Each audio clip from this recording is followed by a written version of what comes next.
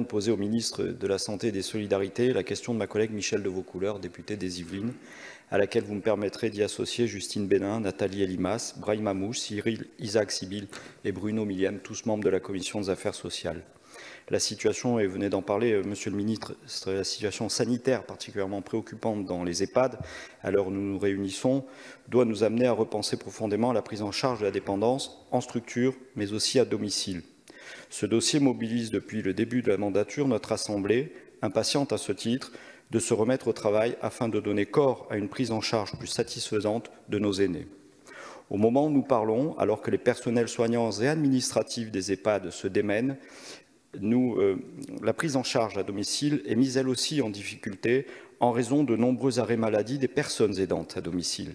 Dans ce contexte, il apparaît à mes collègues de la Commission des Affaires sociales opportun d'anticiper la publication du décret d'application du congé proche aidant, mesure prescrite par l'article 45 de la loi de financement de la sécurité sociale pour 2020, qui prévoit une indemnisation du congé pour le proche aidant.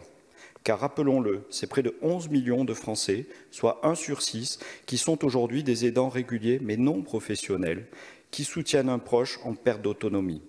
Ainsi, vous comprenez l'intérêt que portent mes collègues de la Commission à ce que les aidants qui le souhaitent puissent le plus vite possible se consacrer pleinement à l'accompagnement d'un proche. Aussi, Monsieur le Ministre, le décret d'application de cette mesure est prévu d'ici octobre 2020.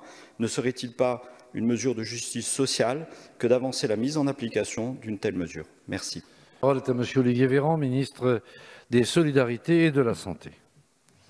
Merci, Monsieur le Président. Monsieur le député, vous m'interrogez sur la situation particulière des aidants pendant l'épidémie et je vous en remercie parce que la question des aidants est une question primordiale et ça me donne l'occasion de peut-être faire le point.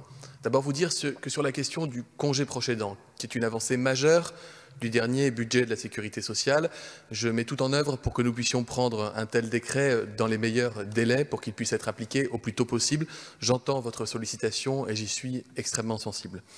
Vous dire également que les aidants, parce qu'ils prennent soin des personnes les plus fragiles au quotidien, font partie des cadres exceptionnels dérogatoires qui leur permet à la fois de circuler pour aller voir leurs proches malades en situation de handicap ou en perte d'autonomie. C'est une exception à l'interdiction de déplacement et une exception aussi importante au fait que les personnes âgées doivent rester chez elles, confinées et le plus éloignées possible des autres personnes. Elles ne peuvent pas faire sans leurs aidants. Il était normal que la nation le reconnaisse par tous les moyens.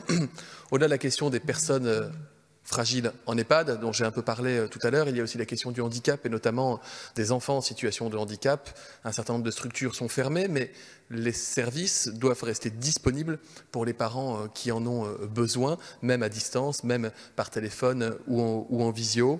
Vous dire que j'ai confié une mission à Jérôme Guedj, ancien parlementaire, sur la question particulière de prendre soin des personnes âgées fragiles à domicile. Elles sont plus d'1,3 million personnes âgées concernées.